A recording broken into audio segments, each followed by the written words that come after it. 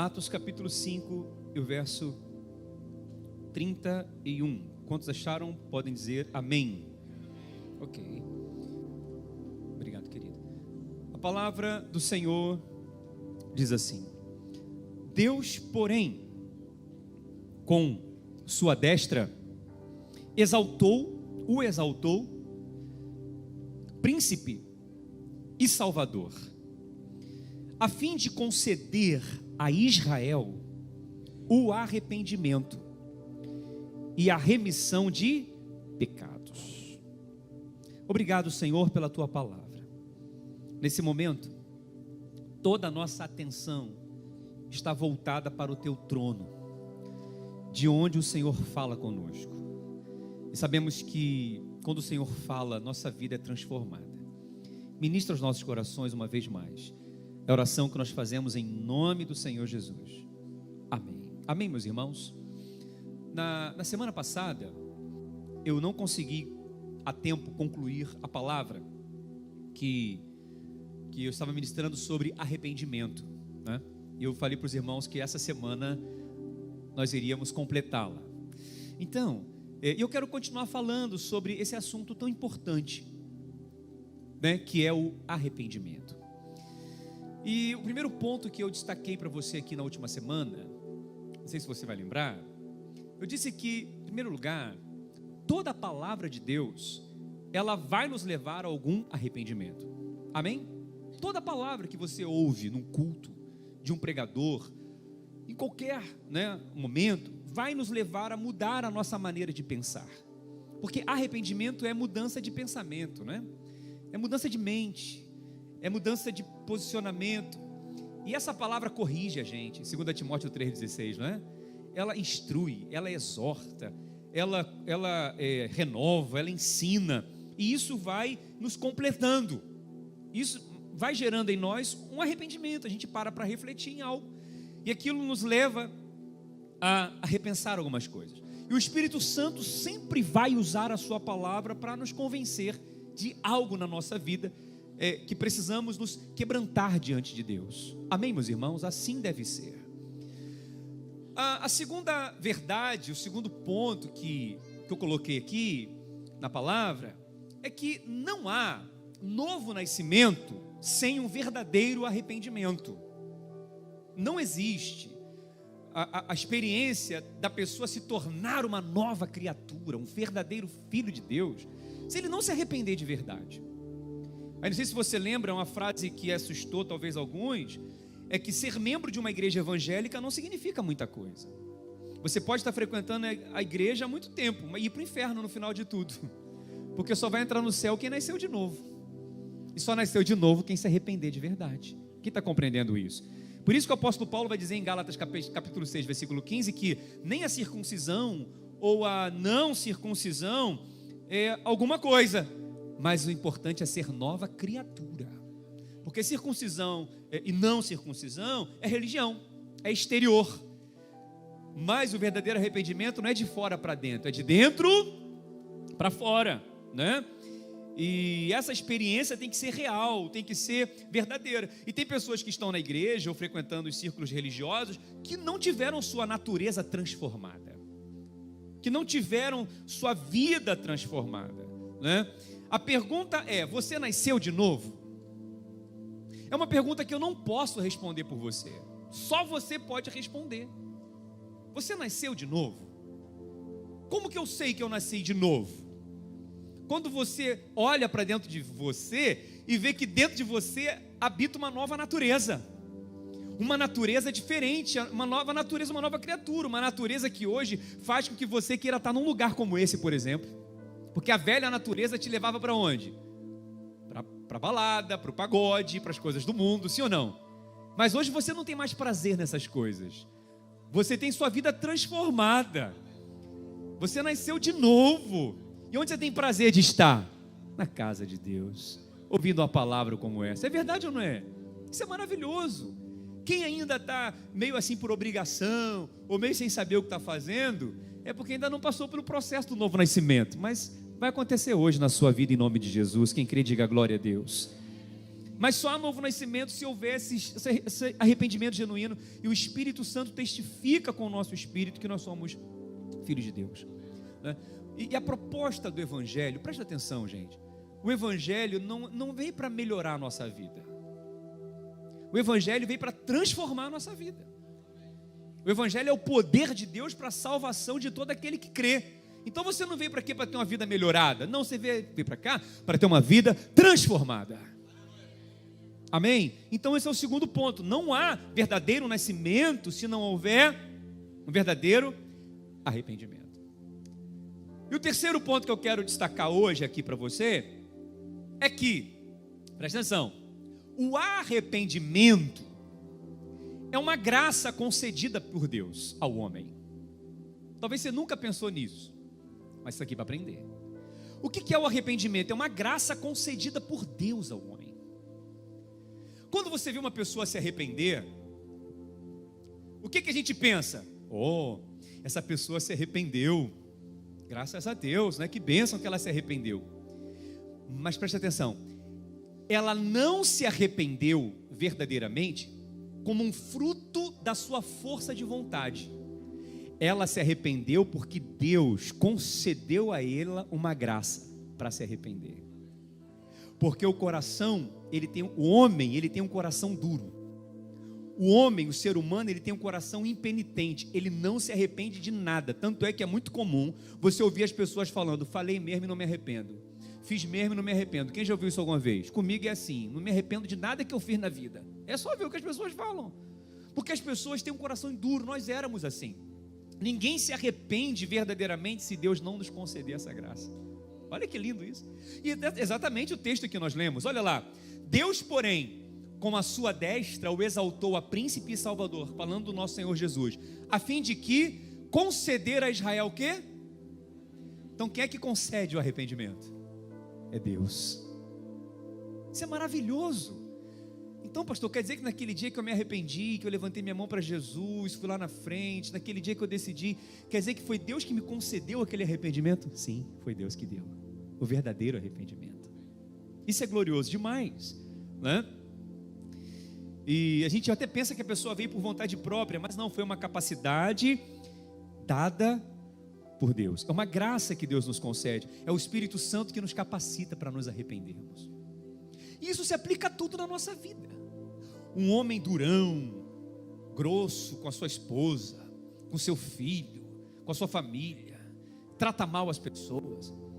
Um dia esse homem se quebranta, se arrepende e quer se tornar um pai, um marido melhor. Foi uma graça concedida por Deus para ele se arrepender.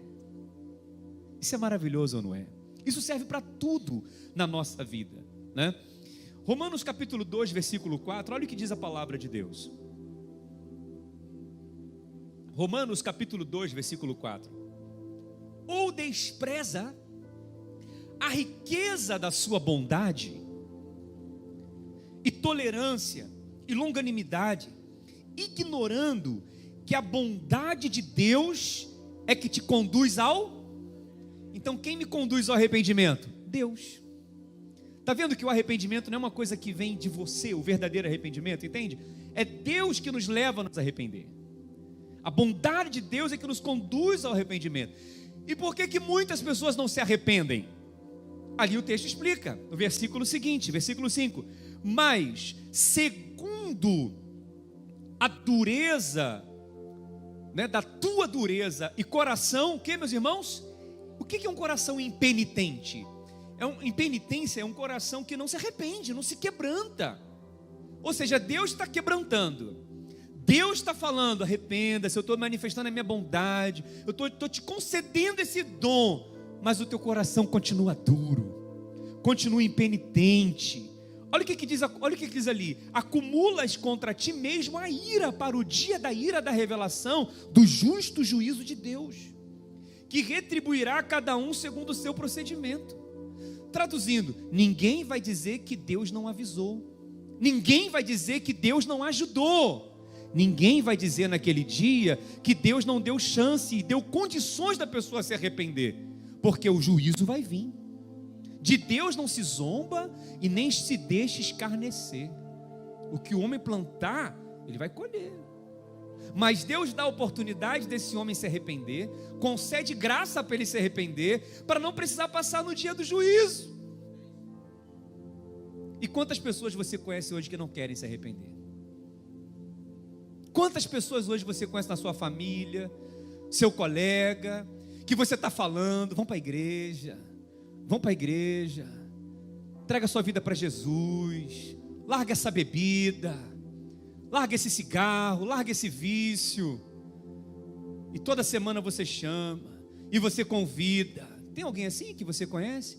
Mas aquela pessoa está lá durona, ela não se quebranta, e Deus está concedendo oportunidade, arrependimento. Forte isso. Olha o que diz Hebreus capítulo 3, versículo 7. Hebreus capítulo 3, versículo 7, né? Hebreus 3, 7. Assim, pois, como diz o Espírito Santo, hoje, que dia que ele está falando ali? Hoje, se ouvires, como o Espírito Santo, hoje, se ouvirdes a sua voz, não, o que diz ali, meus irmãos? Endureçais o vosso coração, como foi no dia da provocação, no dia da tentação no deserto. Então Deus está falando, mas a pessoa continua com o coração endurecido. Mas que bom que você está aqui hoje, porque hoje essa palavra está te quebrantando. Talvez você esteja pensando, o que eu estou fazendo aqui? Ouvindo a palavra de Deus, que quer transformar a sua vida, quer transformar você num novo homem, uma nova mulher. Amém, meus irmãos? Então, a palavra gera esse arrependimento, né? Agora olha o que diz 2 Timóteo capítulo 2, versículo 25. 2 Timóteo capítulo 2, versículo 25. Olha lá. Disciplinando com mansidão os que se opõem, na expectativa de que Deus lhes conceda não só o que, meus irmãos? O arrependimento, para conhecerem plenamente a... Quem é que concede o arrependimento? Ali, mais uma vez, Deus é que concede o arrependimento. Você não sabia disso, né? Você achava que era você que se arrependia assim, do nada. Ah, vou me arrepender. Não, é Deus é que concede o arrependimento. É obra do Espírito Santo de Deus, para que a gente conheça plenamente a verdade. E não só isso, olha o que diz o versículo 26. Mas também o retorno à sensatez, gente. Ele concede o arrependimento para um objetivo, para conhecer a verdade, mas também o retorno a, o que diz ali, meus irmãos? Sensatez, livrando-se-lhes do laço do diabo, tendo sido feitos cativos por ele para cumprirem sua verdade. Veja, o que é retorno? Arrependimento, sim ou não? Quem é que concede esse arrependimento para a pessoa retornar? Deus. Então veja, que o retorno à sensatez é o arrependimento. Uma pessoa que conheceu a verdade, que é cristã, que conhece a palavra, mas ela decide voltar para as coisas do mundo, fazer as coisas erradas, frequentar lugares que não são mais próprios, porque não nos pertence mais essa realidade, ela está sendo uma pessoa insensata, sim ou não? Uma pessoa que decide abrir mão da comunhão da igreja, para ficar em casa, por exemplo, e não quer mais saber de igreja, não quer mais saber da comunhão dos irmãos, acha que pode viver sozinho e Deus, é uma pessoa insensata, porque está indo contra a palavra de Deus. Nós fomos feitos para comunhão, sim ou não, meus irmãos? E o que é insensatez? É falta de juízo. O que é insensatez? Falta de bom senso, é imprudência. Então um cristão que conhece a verdade e decide viver, né, paralelo à verdade, ou seja, fora da verdade, está sendo insensata e vai colher consequências, sim ou não, meus irmãos? Então o pai fala para o filho assim: filho, larga dessa amizade. Essa amizade não é boa para você. Não, é minha amiga, mãe. É minha amiga, mãe. É meu amigo, mãe. Filho, não é para você não, filho. Aí o filho não obedece o pai, não obedece a mãe. Vai colher consequências. É insensato. A esposa fala para o marido: olha, você tem que tratar melhor seus filhos. Você chega, não dá um carinho, não dá uma atenção, não conversa, não pergunta como está. Ah, não é assim mesmo, nasci assim, meu pai era assim, meu avô era assim. É insensato. Está faltando o quê? Retorno à sensatez. Está faltando o quê? Arrependimento. A vida das pessoas seriam tão mais simples, tão mais descomplicadas, se vivesse uma vida quebrantada diante de Deus. Fala: Senhor, a tua palavra me constrange. O Senhor está me falando aqui o que eu preciso mudar na minha vida, mas eu não vou conseguir não, é o Senhor. Senhor, eis-me aqui. Me traz de volta a sensatez, me traz de volta ao meu bom juízo, me traz de volta, porque eu estou vendo uma vida diametralmente oposta àquilo que o Senhor projetou para mim, e só há um caminho de volta, chamado arrependimento. E sabe o que é mais? Quem não se arrepende, cai aonde ali? Laço do diabo. Quantas pessoas hoje estão no laço do diabo?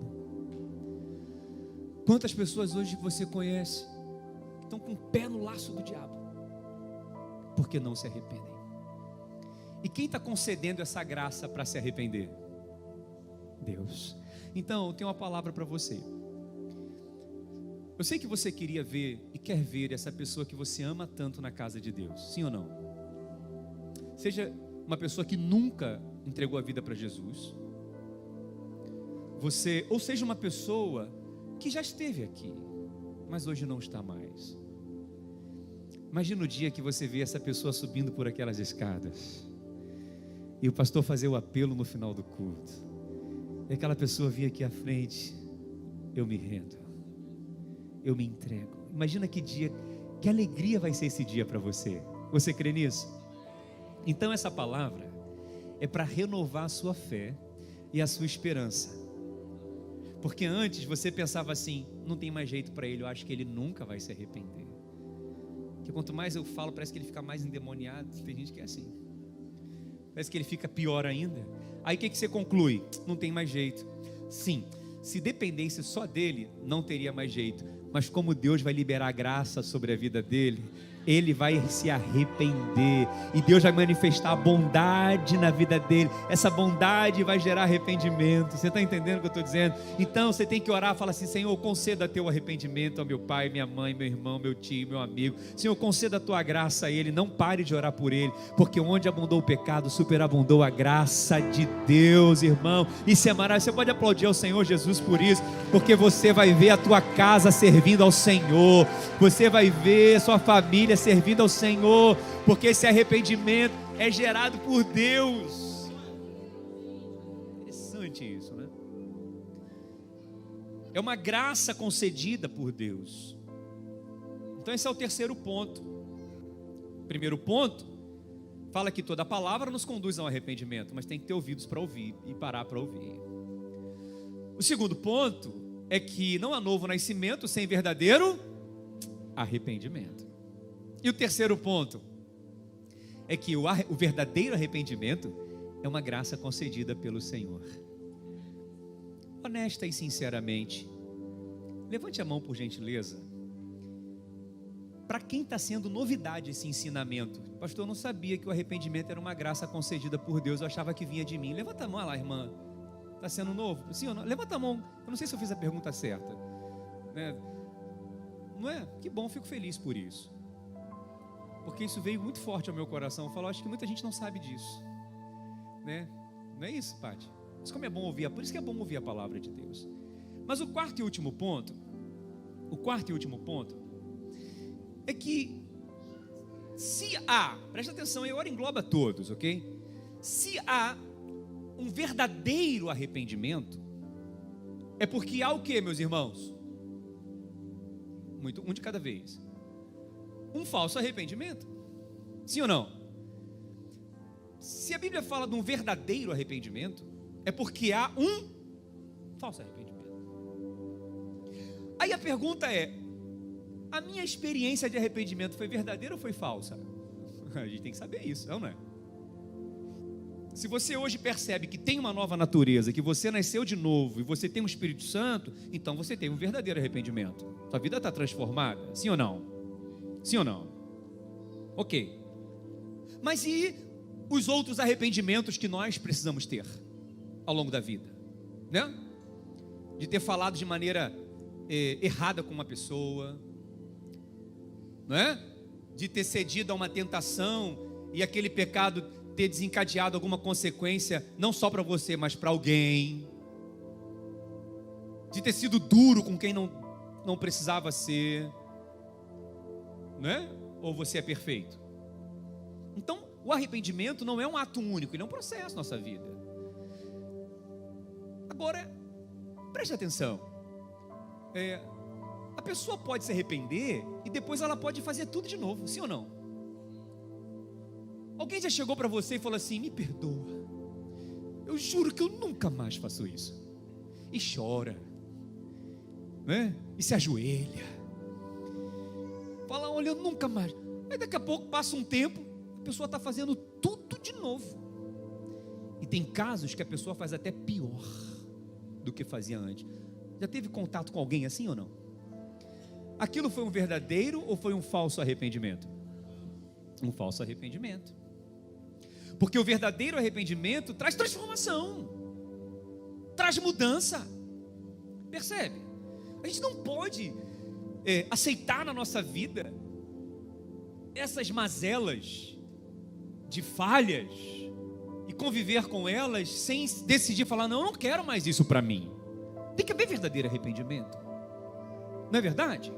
Então, qual é a diferença do verdadeiro arrependimento para o falso arrependimento? Porque isso aqui é para a gente fazer uma avaliação e falar: eu quero andar em qual lado? No verdadeiro arrependimento, né? Aí nós temos ali Provérbios 28:13. Olha o que diz Provérbios 28:13. Provérbios 28:13. O que encobre as suas transgressões jamais prosperará. Está vendo? Ou seja, aquele que não se arrepende, que encobre as suas transgressões, que não reconhece o seu erro, que não reconhece que está no caminho errado, ele não vai prosperar, né? Mas o que confessa e deixa, alcançará o que, meus irmãos? Misericórdia. Então o verdadeiro arrependimento, ele envolve confissão e deixar. Tem gente que só confessa, mas não deixa, volta a fazer tudo de novo, né? Porque não houve verdadeiro arrependimento. A gente confessa e deixa. Aí olha o que diz lá em Romanos, 2 Coríntios capítulo 7, versículo 9, falando sobre essa comparação, né, entre o verdadeiro e o falso arrependimento. Por que essa palavra é importante? Número 1, para divertir você que está aqui me ouvindo, se essa experiência de arrependimento foi genuína, amém? Isso aqui a gente leva para a vida, né? Para mim mesmo, é uma autoanálise. E também para você avaliar, pelo menos ter base de apoio, para ter discernimento, para quando alguém chegar perto de você com cara de pobre coitado, né? Ou de arrependido, você ter um discernimento da palavra para discernir se aquilo está sendo real ou não. É útil ou não uma palavra como essa, sim ou não? Não é verdade? Então, vamos entender isso aqui. Olha, 2 Coríntios 7, 9 e 10 é que eu encerro com isso.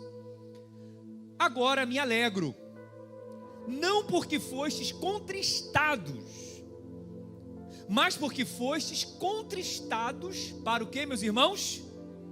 Quer dizer, um estava alegre e o outro estava triste.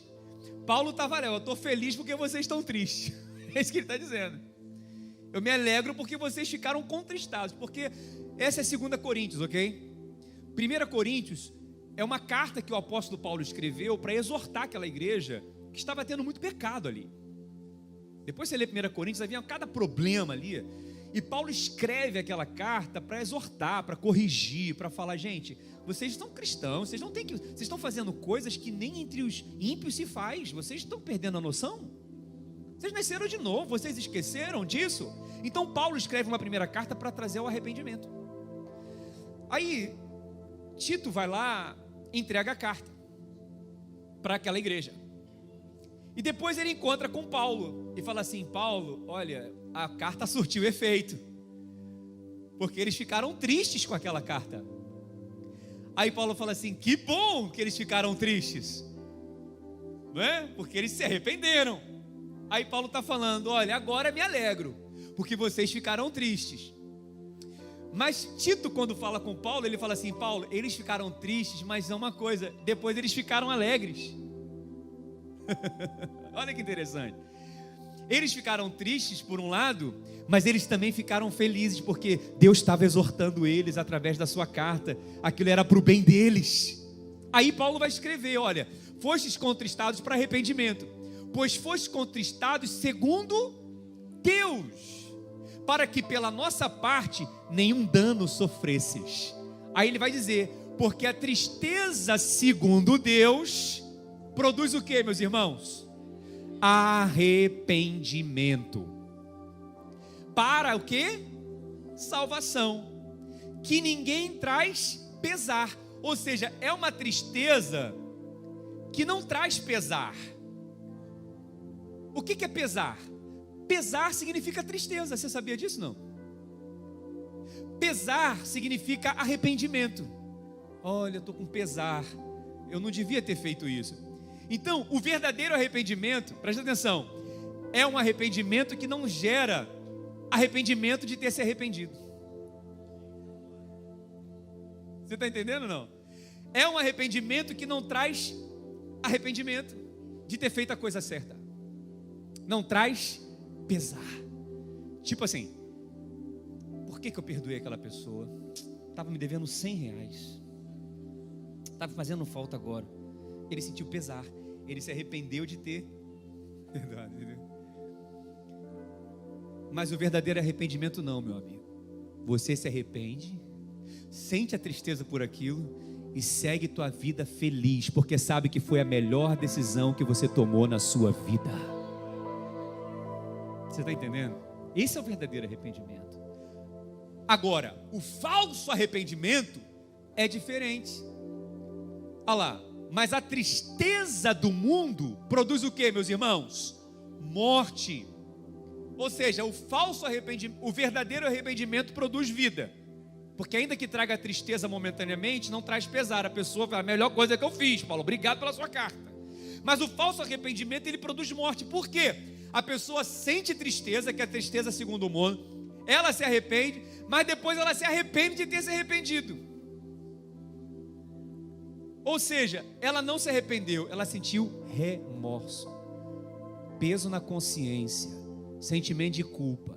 É uma tristeza que só dura até o dia seguinte da ressaca. Depois ela bebe de tudo de novo.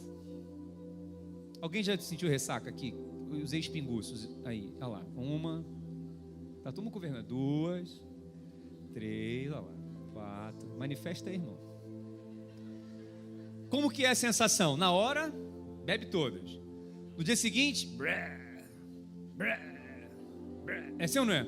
Não é, Santo? Santo tem cara de que foi um pinguço. Hoje é uma nova criatura, imagem e semelhança de Deus. Nunca mais eu vou beber. Nunca mais eu vou beber. Nunca mais eu vou naquela festa. Aí semana seguinte está onde? Está lá na festa, bebendo tudo de novo.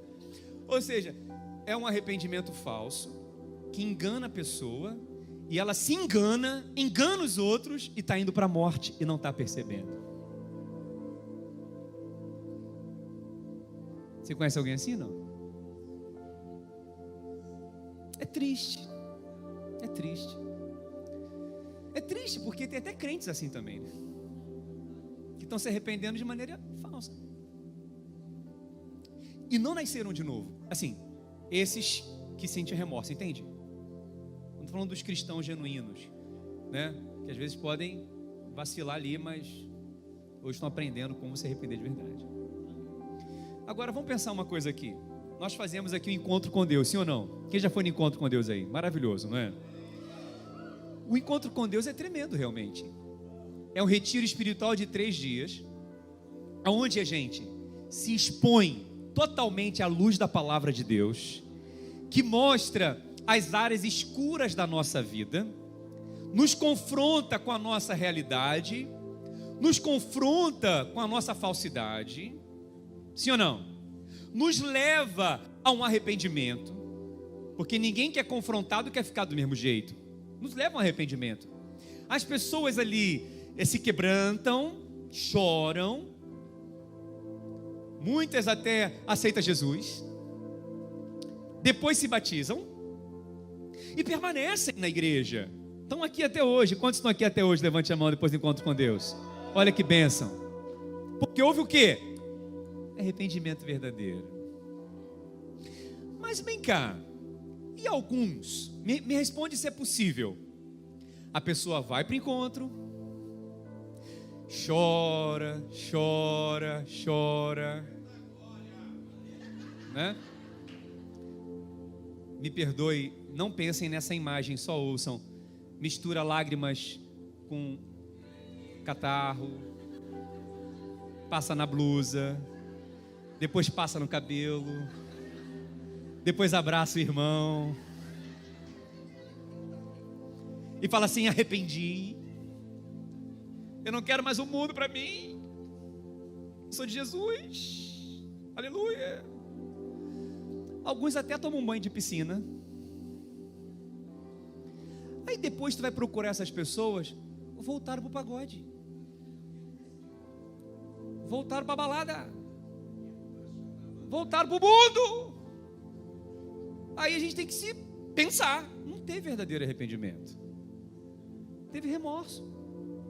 Sim, tem aqueles que voltaram, que foram esqueceram alguma coisa que foram pegar, mas acaba voltando para cá, perderam o que não acharam. Mas tem uns que vão e ficam de vez. Meu Deus do céu. E o pior, você se sente culpado por isso. Onde foi que eu errei? Será que eu fui um bom discipulador? Será que eu fui uma pessoa? Será que eu não deveria ter gastado mais tempo com aquela pessoa? Alguns até culpam a igreja. A igreja não deu a atenção que tinha que dar para essas pessoas. É o pastor que só quer saber de obra. Isso aqui é só uma ilustração. Isso não está acontecendo, ok? Esquece das vidas. Um exemplo, tá? Aquela igreja ali que só enche e esquece as pessoas. Mas assim, tem aqueles realmente que precisam daquela atenção, e precisam mesmo. Você sabe que a pessoa está tentando, sim ou não? Mas tem aqueles que não se arrependeram verdadeiramente, foi só remorso. Aí a pergunta que eu tenho que me fazer como pastor, e nós temos que refletir como igreja: será que nós queremos uma igreja inchada de pessoas que só tiveram remorso? Ou a gente quer ter uma igreja verdadeiramente de novos filhos que nasceram de novo, entende? Que tem uma nova natureza. Será que a gente quer ser uma igreja só para ter número bonito no Instagram? Ou a gente está preocupado com a verdadeira salvação dessas pessoas? É essa a reflexão que nós temos que fazer. Então, isso é o verdadeiro arrependimento. É o verdadeiro arrependimento. É o arrependimento de uma verdadeira transformação. Mas pastor, e aqueles que ainda estão no processo, parece que estão mais lá do que cá? Eles estão tendo a experiência deles com Deus. Se em algum momento realmente eles se arrependerem de verdade, a vida deles vai transformar, vai mudar. É porque às vezes a pessoa ela ainda está flertando com as coisas do mundo. Por isso que a palavra fala: não tem como amar a Deus e amar o mundo. Entende o que eu estou dizendo? Então, irmãos, que nós possamos viver no verdadeiro arrependimento. Um arrependimento, sim, que traz tristeza, mas segundo Deus. Uma tristeza que salva a gente. Uma tristeza que depois vai trazer alegria. Mas que a gente verdadeiramente possa ver uma vida diferente, transformada. E que só o Espírito Santo pode operar isso em nós. E eu quero concluir com esse versículo que é lindo. Salmos 34. É tão importante a palavra, para você ver que esse tema é tão forte, que a Bíblia, ela faz questão de descrever casos de pessoas na Bíblia que se arrependeram e até disseram assim: eu pequei, mas essas mesmas pessoas voltaram a fazer tudo o que fazia antes. Existem vários casos. Um deles era Faraó, que ele disse: eu pequei, eu me arrependo, mas depois ele fez tudo de novo, e tem uma explicação para isso. Talvez em outro momento a gente pregue sobre esses tipos de falso arrependimento que tem na Bíblia e que nós precisamos aprender para servir de advertência para nós. Entende o que eu estou dizendo? E para a gente fazer essa leitura à nossa volta, né? Mas eu quero concluir com esse versículo que diz Salmos 34, versículo 7. Salmos 34, versículo 7 diz assim: clamam os justos e o Senhor os escuta. Salmos 34, versículo 17, perdão. Não, Salmos 34, né? Versículo 17. Clamam os justos, e o que, meus irmãos? E o Senhor os livra de todas as suas tribulações. Versículo 18. Perto está o Senhor dos que têm o que, meus irmãos? O coração quebrantado, e salva os de espírito oprimido. Tenha um coração quebrantado, seja quebrantado pela palavra de Deus. Quando o Espírito falar, não endureça o coração. Fala: Senhor, eu me rendo, eu quero conhecer-te mais, eu quero que a minha vida seja totalmente do Senhor, eu estou aqui para me entregar totalmente a Ti. Ele vai estar perto de você. Quem recebe essa palavra, diga glória a Deus. Dê um forte aplauso ao Senhor Jesus.